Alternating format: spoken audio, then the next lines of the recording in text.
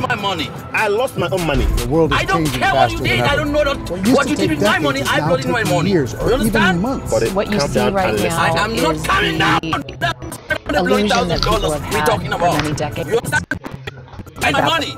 And I'm going to get my money from whichever way. To work the rest of your life. But you know what? We have been this for a long time. You know that. So I don't want this money to destroy our relationship.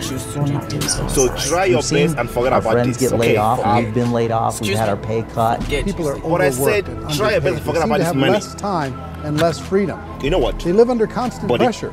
you're my This good is gonna friend. be forced. Forget about this So money. even if your employer loves you, what? they may have to cut you. Or what? There's something wrong. Friends do not That on am Monday I don't morning, dupe the you. heart I did my attack money. We lost the money. increases We lost by it. 35%. It's not my money. You lost your money. I don't care We what lost you our money. I Not our paid money. my money. Do you understand me? But you know Just what? doesn't seem Yes. like the Get old up, models back of making a living I'm going are as away. reliable as they used What to I be. said, Every aspect get of in our my lives, car. there's a I better am way out going. there, but we Like, still get do in it my the car. old way. Get We in live my in car. the greatest country on the planet. Fucking get in and my there are a car. lot of people sitting around complaining and being cynical. Like everyone's whining about this old model, and I'm like, why don't you leave it?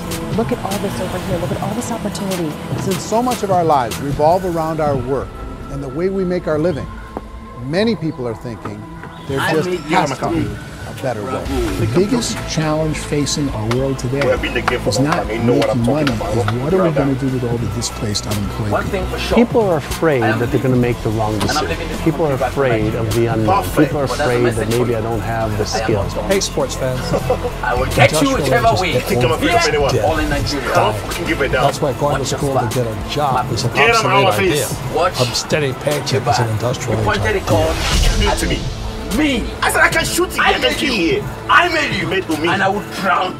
This thing, I'll tell you with the masters of it. It's the search for answers that has brought us here together today. My name is Eric Worre, and for almost 30 years I've been an entrepreneur, struggling at times, but ultimately succeeding. As a best-selling author, speaker, and business owner, I've spent my entire career helping millions of people around the world to become entrepreneurs. And I believe strongly that there is, in fact, a better way when it comes to how we make a living. The career landscape has changed dramatically, and many are still working in a model that is completely out of date. What worked for previous generations isn't working as well to people today. In this film, we're going to explore 3 important questions. First, what's really going on in our working world today? Second, in this new economy, is it better to become an entrepreneur, or is it safer to work for someone else? And third, if a person decides to become an entrepreneur and start their own business, how can they do it without taking on massive risk? To help in this journey, I've brought together some of the greatest experts and thought leaders in the field of entrepreneurship to share the real facts with you.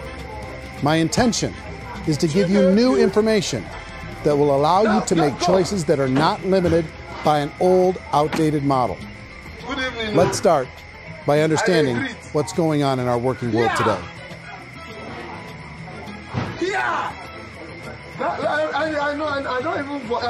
Let's look at unemployment. 30–40% of the people are honestly not working, but would be working. What our government does is if you haven't found a job in 6 months, we don't call you unemployed. We pretend you dropped out of the labor force. I've often said that unemployment, particularly structural unemployment, that's unemployment due to technological changes, is the first sign of economic growth. Think of it, 10 people live on an island. They go out every day and fish. One day, new technology shows up. A missionary brings them a net. Now, using the net, one pilots the boat, one throws the net. 2 fishermen can do all the work 10 used to. That's a 500% increase in productivity, 2 doing the work of 10, in one day. You don't have to learn a lot to learn how to throw a net instead of throw a fishing line. The island's got a big problem, 80% unemployment. But the island still has all the wealth of the fish because the 2 people produce as much fish as 10 did. Now, of course, looking back in history, these changes used to take thousands of years. And during that time, we went into farming and transportation. Some of us became doctors and some teachers and lawyers. And we developed all these new professions and new manufacturing jobs. Today, these changes are occurring literally in one day when a new technological advance occurs. And we don't have the social structures to deal with it or to retrain the unemployed people. So one of the things that I think is interesting as I travel across the country, really travel around the world, is the way that we work and the way we get paid for work is changing pretty dramatically. On a global basis, everything is being turned upside down because of the rapidly advancing technologies. They are eliminating many jobs, and we have been left with many people not prepared for the jobs that exist. A lot of demand in public companies was to squeeze out all the fat and to get just as much margin as we possibly could, and fat equals humans. So this idea of job security in information age is so obsolete, but it's still taught inside our school system, and that's where the problem starts. There's no financial education in the school system, and people are still trained to be employees to work for that paycheck. This is a chart on the middle class. What's happening in the middle class, those who went to school, their incomes have been coming down for years. And parents still say to the kids, go to school, get a job. Now what happens to all those middle class people who are dropping off the ends of the chart? Well, they become what's called working poor.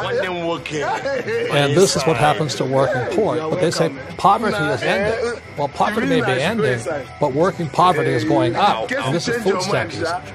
So food stamp usage in America is going through the roof right now, because people cannot earn what they call a living wage. Most people have experienced financial pressures that I think are probably greater than they have been in the past. If you're not working for yourself, then it's going to be a pretty hard road for a lot of people. Today, if you're going to control your future, the 40-40 plan is gone, where you can graduate from college and get a job and work for 40 hours a week for 40 years. That day is gone. So some of these charts actually tell you what's going on. And this is a really interesting one, you know. People are going back to school because if I go back to school, I'll get a nice job. But this is what's happening to, it's called Sallie Mae, which is the student loan guys. Student loan is going through the roof. It's now over $1 trillion. And student loan debt is worse than credit card debt. So when people start using credit card, the government got people into student loan debt. And the problem with student loan debt is you can never be forgiven. See, with credit card debt, you can declare bankruptcy and all's forgiven. But student loan debt, you can declare bankruptcy, you still owe it. It's the worst of all debt. But this is the next picture. Look at this chart here. This is what's happening to wages of college graduates. It's going down. So you go to college, you rack up all this debt, but you earn less money. Now, that's not that intelligent. Average person who's been working a lifetime in America today is ending their lifetime at 65 with about $41,000 in assets. They earn just enough to survive. I think in the United States we have something like $17 trillion in debt. That's just the federal government debt. You got another 2 in municipal, and in others, but let's call it almost 20 trillion government. We've got 40 trillion in private debt. That comes up to close to 60. When you then add something we never had before, what you were talking about, when we look at the unfunded portion of Social Security and primarily Medicare, Medicaid, that at the most conservative estimates from outside firms, Kleiner Perkins, 67 trillion and growing. That's more than all our other debts. There's less conservative estimates that say it's 84 trillion or higher. I added up conservatively $127 trillion in total debt. Debt is a financial drug. When you take it to excess, it's like taking a drug. Yeah, it makes you feel better, it enhances your performance, but at a huge cost, eventually it kills you. And so that's what happens. We keep doing more and more debt, and you get less and less results, just like a drug, until the debt gets so high that it crushes the whole system. That's where we're at. 8.2 times GDP. You know what I feel sorry for? I feel sorry for the person who dreads going to work, who is sick to their stomach on Monday morning, who hates their alarm clock, who gets a little glimmer of hope on a Wednesday because it's hump day, and says, thank God it's Friday. And they live for those 2 days a week where they get to be themselves and they don't have to be around people they don't like, and they don't have to play the political game in the office, and they don't have to live this life. The person that worked 50 weeks a year just to be able to have the 2 weeks for vacation. And you know what happens to most of them nowadays? They don't have a vacation. They have a staycation. They have time off of work, but they don't get to go where they want to go. Because they're overextended. They've got all this debt. They got all this situation. They hate their alarm clock. They can't sleep until they're done. They have to spend most of their life in traffic. Hello. I feel sorry for that group of people because there's a better way. They just don't know it. I see this really interesting attempt at rugged individuality in a 6x8 rectangle. And I feel like you're all the same, except for the little push pins of the pictures. There's different pictures. Yours is named Jenny and his is named Sujara. But it's the same people. This is how they are. And they're just like the zombies, and there's no joy in there, there's no fun. There's always like the wacky woman who decorates her cubicle, and that's the most she can do there. You got to give her credits, right? The wacky cubicle woman. The basis for their life is worry.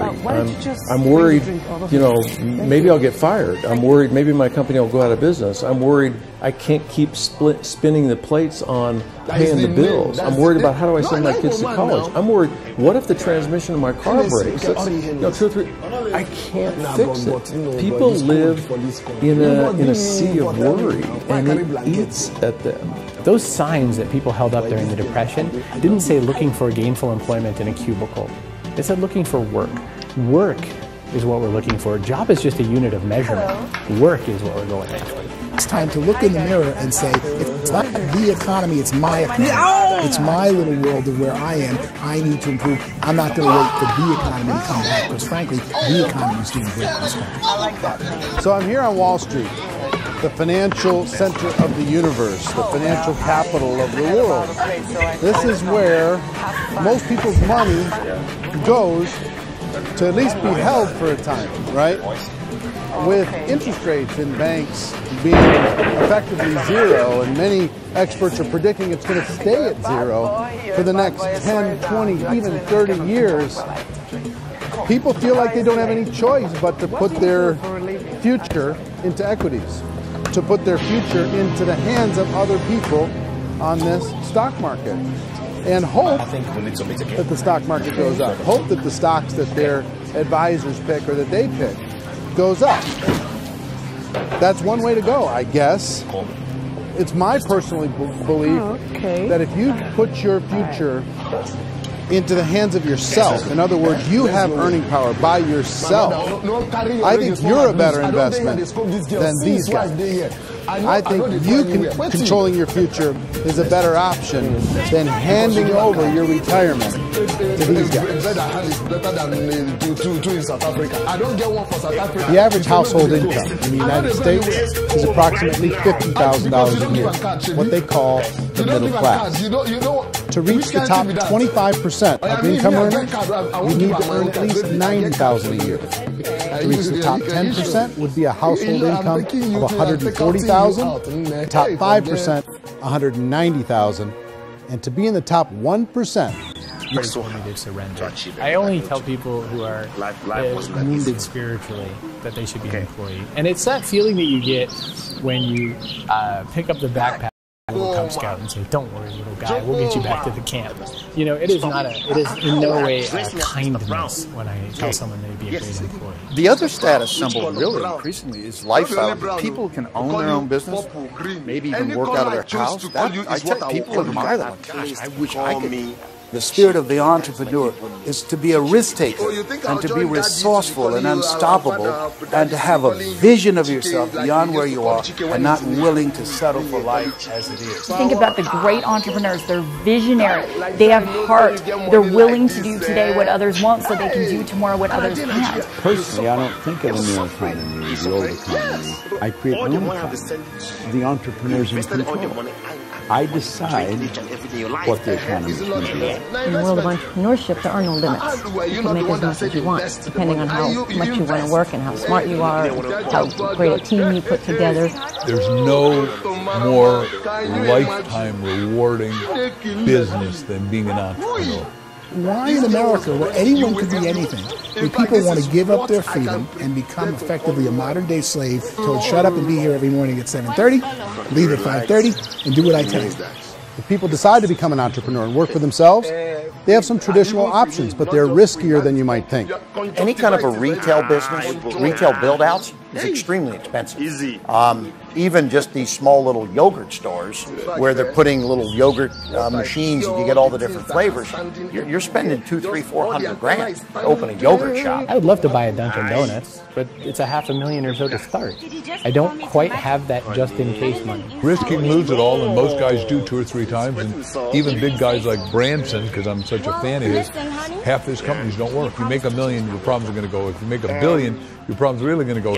Just the opposite. You and I know, you're making $1 million, you got $1 million responsibilities. You make $1 billion, you got 1,000 times $1 million responsibilities. And most people say, I'd love to be my own boss. 70% of Americans would love to be their own boss, according to recent polls. But they don't know how to get there. What are you going to do? One, you could buy an existing business. If somebody's selling an existing business, you have to ask why. Usually because it's probably hard. Probably not making as much money as they hope.